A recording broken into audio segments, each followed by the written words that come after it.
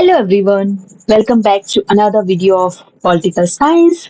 In this video, you will understand about John Locke political thought.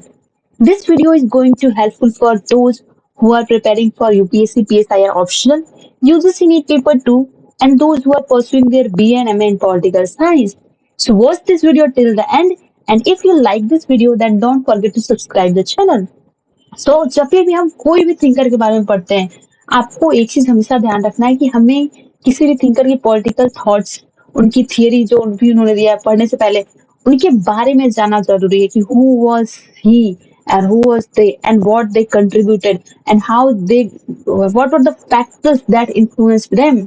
तो सबसे पहले हम जॉन लॉक के बैकग्राउंड के बारे में बात कर सकते हैं। तो सबसे पहले जॉन लॉक जो थे, आपको ये ध्यान रखना चाहिए कि he was the English philosopher and John Locke को फादर ऑफ लिबरलिज्म कहते हैं। अब आप बोलोगे why, and even he is also known as founder of British imperialism. इसको समझने के लिए बेस्ट है कि उनका फेमस कोटेशन पढ़ लो आप। All mankind, being all equal and independent, no ought to harm another in his life, health, liberty or possession. इस स्टेटमेंट से आप समझ सकते हो कि why do we call him as a father of liberalism? Because वो बोलते हैं कि हर एक इंडिविजुअल, दुनिया में जितने लोग हैं सभी के सभी इक्वल है, इंडिपेंडेंट है। बट आप इंडिपेंडेंट हो, आपको इक्वलिटी मिली है, इसका मतलब ये नहीं है कि आप किसी और के जो लिबर्टी है, जो किसी और की लाइफ है, जो हेल्थ है, जो प्रॉपर्टी है उसको आप हार्म करो। ही टॉक्स अबाउट नेचुरल राइट्स, जिसको बोलते हैं कि किसी भी इंडिविजुअल का जो नेचुरल राइट्स है वो हार्म नहीं होना चाहिए। अगर मेरे पास भी इंडिपेंडेंट है, आपके पास भी इंडिपेंडेंस है, you are also equal, I am also equal, so I should not violate your natural rights. Natural rights में वो basically life, liberty and property की बात करते हैं। सो कहीं ना कहीं वो लिबरलिज्म का जो एक कोर आइडिया है कि किसी भी इंडिविजुअल की लिबर्टी को बचाना, बेसिकली इंडिविजुअल पे फोकस करना, तो he was the one who focused on individual and individual rights. That's why he is known as father of liberalism. British imperialism के फादर बोलने का रीजन क्योंकि कई बार वो साइंटिफिक मेथड यूज करते हैं, इवन स्टेट का फॉर्मेशन को साइंटिफिकली वो जस्टिफाई करते हैं। एंड उनके मेजर वर्क की बात करें तो सबसे इंपॉर्टेंट मेजर वर्क है essays on the law of nature and second is two treatise of government. जैसे आप बात करो हॉब्स की, हॉब्स बोलते हैं कि हम गवर्नमेंट के साथ एक ही कॉन्ट्रैक्ट करेंगे, बट जब हम लॉ की बात करते हैं, लॉ दो लेवल की कॉन्ट्रैक्ट की बात करते हैं, will understand about them. Next letter concerning toleration, ये सारे उनके इंपॉर्टेंट बुक्स थे, यू कैन चेक। अब हम जब बात करते हैं लॉक की तो आपको पता होना चाहिए कि he was opposite of Locke और अपोजिट ऑफ हॉब्स। व्हाई? क्योंकि जब आप हॉब्स की बात करते हो तो Hobbes was the one who justified absolute monarchy. He said कि अनलिमिटेड पावर होना चाहिए जो भी रूलर रूल कर रहा है। But when we talk about Locke, Locke says कि no, we don't need absolute monarch. जो आपकी नेचुरल राइट्स को छीन ले रहा है वो आपको नहीं चाहिए। जैसे हम ग्लोरियस रेवोल्यूशन की बात करते हैं जो 1688 में इंग्लैंड में हुआ था, जहां पे बेसिकली किंग जेम्स सेकंड जो थे उनको हटा के उनकी बेटी जो थी वो राज गद्दी पे आई थी। तो उस टाइम बेसिकली वो रीजन क्या था ग्लोरियस रेवोल्यूशन का, कि एब्सोल्यूट मोनार्की को हटाना। क्योंकि उस टाइम जो गवर्नमेंट थी किंग जेम्स सेकंड की, वो इंडिविजुअल के जो सोसाइटी के लोग थे उनकी नेचुरल राइट्स को नहीं बचा पाए थे। दैट्स व्हाई ग्लोरियस रेवोल्यूशन हुआ और एक अनदर रूलर वहां पे बैठे। सो ये जस्टिफाई करते हैं, ये बोलते हैं कि हमें लिमिटेड गवर्नमेंट चाहिए ना कि unlimited. The view of Locke on state and the view of Locke on ruler was different from Hobbes. He significantly influenced thinkers like Voltaire and Jean-Jacques Rousseau. अब इनके ऊपर किन किन लोगों का इन्फ्लुएंस रहा? सबसे पहले तो ग्लोरियस रेवोल्यूशन का, क्योंकि वो ऐसे टाइम पीरियड से जब इंग्लैंड में ग्लोरियस रेवोल्यूशन चल रहा था, that is also known as bloodless revolution, जहां पे एक फॉर्म ऑफ अनार्की जो बोल सकते हो आपकी, एक एब्सोल्यूट मोनार्क को हटा के वहां पे, क्योंकि वो सबकी लिबर्टी को छीन रहा था, दूसरे फॉर्म ऑफ गवर्नमेंट के वहां पे स्टैब्लिश की जाता है। एंड सेकेंड उनका ग्रेटली इन्फ्लुएंस रहा है फिल्मर का। फिल्मर का जो बुक है पेट्रियार्का, इससे सबसे ज्यादा इन्फ्लुएंस देखने को मिलता है लॉक पे। लॉक ऑल दो फिल्मर से इन्फ्लुएंस होते हैं बट उनको हैविली क्रिटिसाइज करते हैं, क्योंकि फिल्मर जो है ही सेज की जो भी स्टेट है एंड जो स्टेट का फॉर्मेशन हुआ है वो डिवाइन राइट, वो डिवाइन तरीके से फॉर्म हुआ है। गॉड हैज डिसाइडेड कि हु विल रूल। बट उसके अपोजिट उसको क्रिटिसाइज करते हुए जॉन लॉक ये अपना सोशल कॉन्ट्रैक्ट देते हैं। दूसरा, हॉब्स के सोशल कॉन्ट्रैक्ट से वो काफी ज्यादा इन्फ्लुएंस होते हैं, बट इनका अप्रोच डिफरेंट है, will understand how. And next, जो हुकर का जो आइडिया है, थियरी ऑफ कंसेंट, उससे ज्यादा इन्फ्लुएंस होते हैं लॉक। और अब ये भी बात करते हैं कि जब स्टेट का फॉर्मेशन करेंगे, then how people will give their consent, क्या वो फोर्सफुली होगा या अपनी मर्जी से स्टेट का फॉर्मेशन करेंगे, तो that was influenced by Hooker. अब हम बात करते हैं कि what was the view of John Locke on human nature. जब हम जॉन लॉक की बात करते हैं, तो आपको एक चीज, आपको मैंने क्या बोला कि कभी भी आप किसी भी थिंकर को पढ़ रहे हो, you should know their background. तो वो ग्लोरियस रेवोल्यूशन को दिए थे, that was the bloodless revolution. तो वहां पे उन्होंने एक जो फेज हॉब्स ने देखा था, उन्होंने नहीं देखा। व्हाट ही सॉ कि यहाँ पे लोग जो हैं, they are peace living, they are not quarrelsome. जो भी इंडिविजुअल है, दे आर रीजनेबल, वो सोच रहे हैं scientifically, they are equal and independent. But हमें एक चीज हमेशा ध्यान रखना है कि जो भी इंडिविजुअल है, they are not selfish. There is one problem in human nature कि हर एक इंसान जो है अपनी नेचुरल राइट्स को बचाना चाहता है। जो भी इंडिविजुअल है, सबके पास इक्वलिटी है, सबके पास लिबर्टी है, सबके पास, सब लोग इंडिपेंडेंट है। But they are they have been given certain natural rights by God. Natural rights क्या होता है? जो आपको गॉड गिफ्टेड है। और बोलते हैं कि ये जो इंसान है ना, अपने नेचुरल राइट्स को बचाना चाहता है हर हाल में। नेचुरल राइट्स कौन कौन से हैं? Right to life, liberty and property, इसको बचाना बहुत ही जरूरी है। वो बोलते हैं कि एक स्टेट ऑफ नेचर है। अगेन, स्टेट ऑफ नेचर जैसे हॉब्स ने बात किया था, एक हाइपोथेटिकल स्टेट ऑफ नेचर, जो कि बेसिकली जहाँ पे स्टेट नहीं है। बेसिकली ये स्टेट ऑफ नेचर लॉग्स में वो दिखाना चाहते हैं स्टेट ऑफ नेचर में कि लाइफ बिना स्टेट के कैसे हो सकती है किसी इंसान का। वो बोलते हैं कि जब तक स्टेट नहीं होता है, स्टेट का फॉर्मेशन नहीं हुआ है, तो स्टेट ऑफ नेचर जो है, इट्स अ गोल्डन एज, जहाँ पे कोई रूलर नहीं है, यहाँ पे कोई लॉ मेकिंग बॉडी नहीं है, यहाँ पे सबके पास नेचुरल राइट्स है और सब लोग एकदम पीसफुली है, कोई भी वायलेंट नहीं है। It's a golden age. जो भी इंडिविजुअल है, जो भी सोसाइटी में लोग रह रहे हैं, they are governed by natural law. Natural law से वो गवर्न हो रहे हैं, and they are peaceful, rational. They इनका जो व्यू था, it was totally different from Hobbes. क्योंकि हॉब्स ने बेसिकली जो टाइम पीरियड देखा था, वहां पे अनार्की का सिचुएशन देखा था, लोग एक दूसरे से लड़े जा रहे थे। So the view of Locke was different. He said कि स्टेट ऑफ नेचर जो है, it's a moral and guided by reason. Human जो है, उनके पास नेचुरल राइट्स है, मैंने आपको बताया, right to life, liberty and property. ये तीनों इंपॉर्टेंट नेचुरल राइट्स हर एक इंसान के पास है। But the question is that कि what led to the formation of state. जब इतना अच्छा गोल्डन एज है, लोग शांति से रह रहे हैं, तो प्रॉब्लम कहाँ पे है? So he said that there is a three problem in the society and the state of nature. First one is that there is absent of common authority. सभी लोग अपनी अपनी मर्जी से अपने अपने रूल्स रेगुलेशन जो खुद से चला रहे हैं। यहाँ पे कॉमन अथॉरिटी नहीं है जो उनको गवर्न करे। यहाँ पे कोई स्टैब्लिश्ड लॉ नहीं है। यहाँ पे इम्पार्शियल जज नहीं है। यहाँ पे कोई इम्प्लीमेंट करने के लिए कोई गवर्नमेंट वाली बॉडी नहीं, एग्जीक्यूटिव नहीं है। And one of the biggest problem is that there is a threat on the natural rights of individual. जो सबसे बड़ा थ्रेट है वो है नेचुरल राइट का। इसीलिए ही सेज कि ये जो नेचुरल राइट्स है, और पहले तो बोलते हैं कि नेचुरल लॉ गवर्न कर रहा है।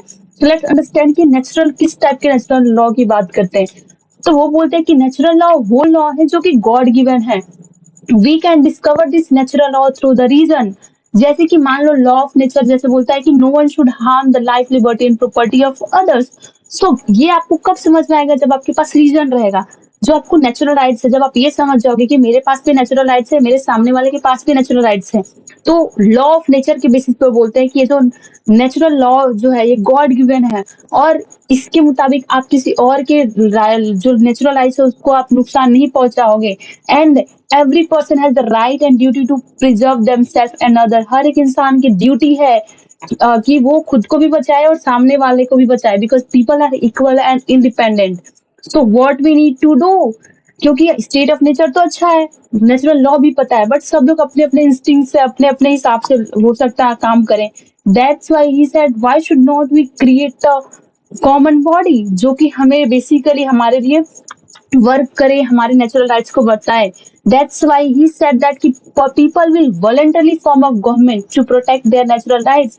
पीपल, जो भी सोसाइटी में लोग, जो स्टेट ऑफ नेचर में है लोग, दे विल कम टुगेदर और अपने नेचुरल राइट्स को बचाने के लिए गवर्नमेंट का फॉर्म करेंगे।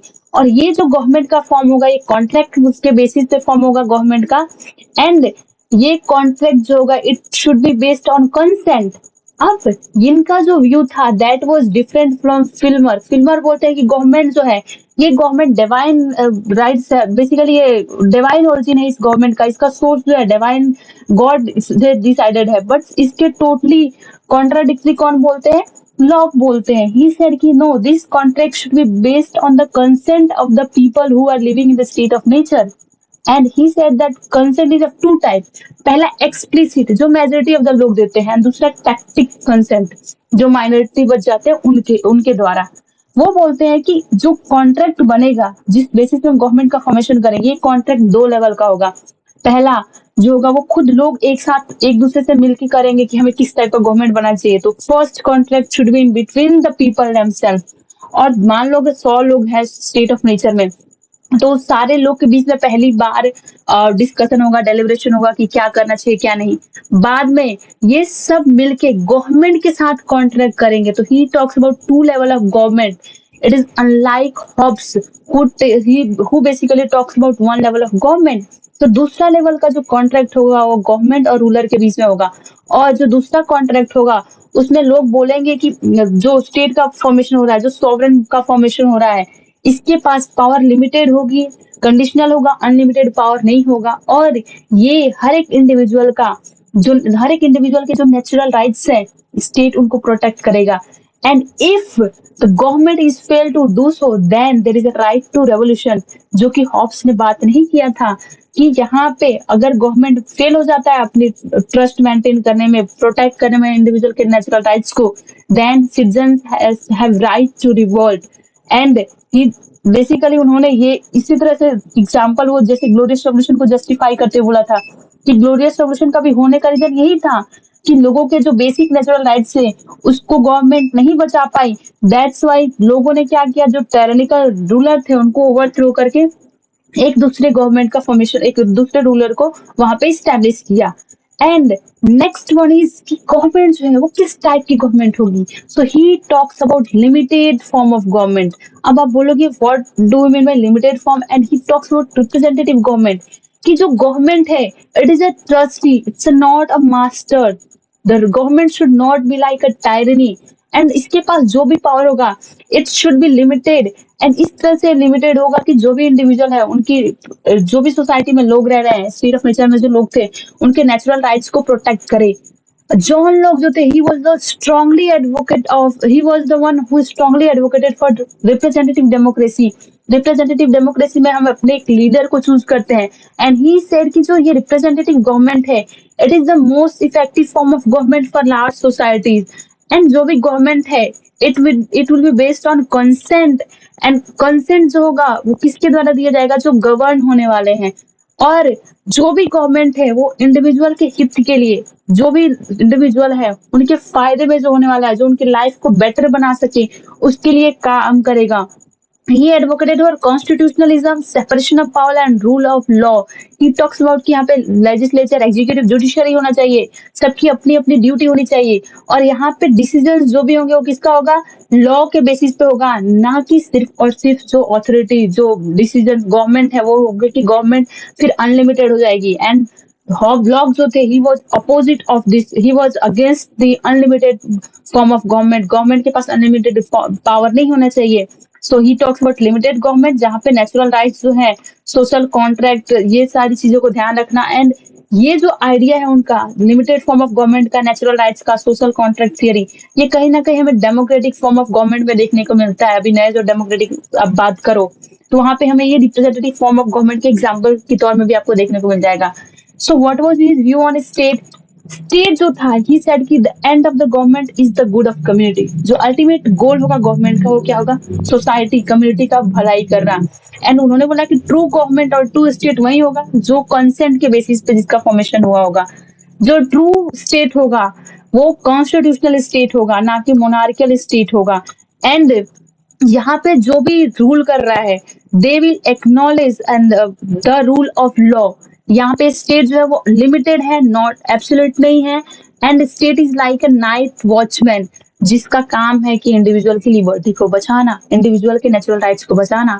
सो Lockean state is a tolerant state which will respect differences of opinion of different community of people, right.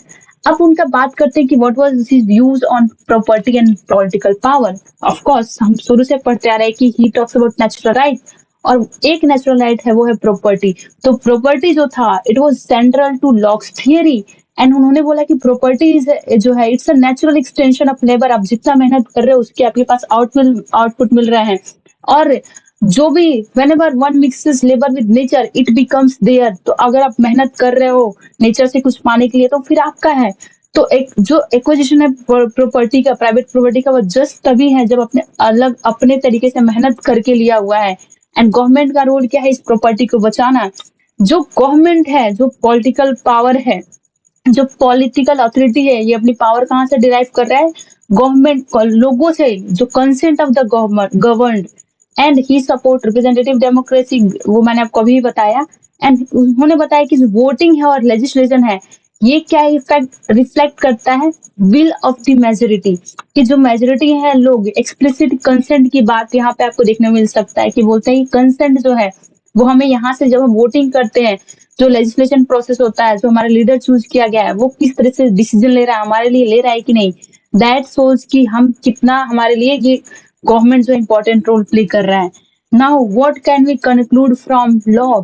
सबसे पहले कि he associated with classical liberalism, जहां पे वो बात करते हैं individual liberty, property, limited state की। And he also known as individualistic thinker, क्योंकि वो इंडिविजुअल के राइट्स के बारे में बात करते हैं।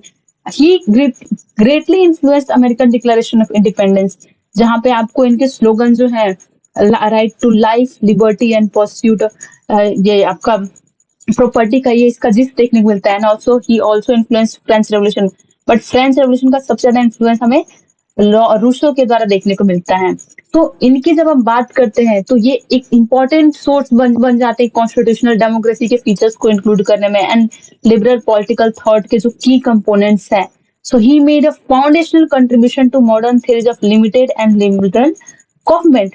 ये आपका पूरा रहा लॉ के बारे में। आई होप कि आपको समझ में आया होगा कि उनके क्या क्या इंपॉर्टेंट कंट्रीब्यूशन थे। First thing you should know about the influence on him. Secondly उनके सोशल कॉन्ट्रैक्ट में कि ह्यूमन नेचर कैसा था, स्टेट ऑफ नेचर कैसा है, और सोशल कॉन्ट्रैक्ट क्यों बना, यहाँ पे गवर्नमेंट किस टाइप की होगा, स्टेट कैसा होगा, पॉलिटिकल पावर, प्रॉपर्टी में उनका क्या व्यू था। सो आई होप कि आपको ये पसंद आया होगा and thank you so much. Will see you in the next video.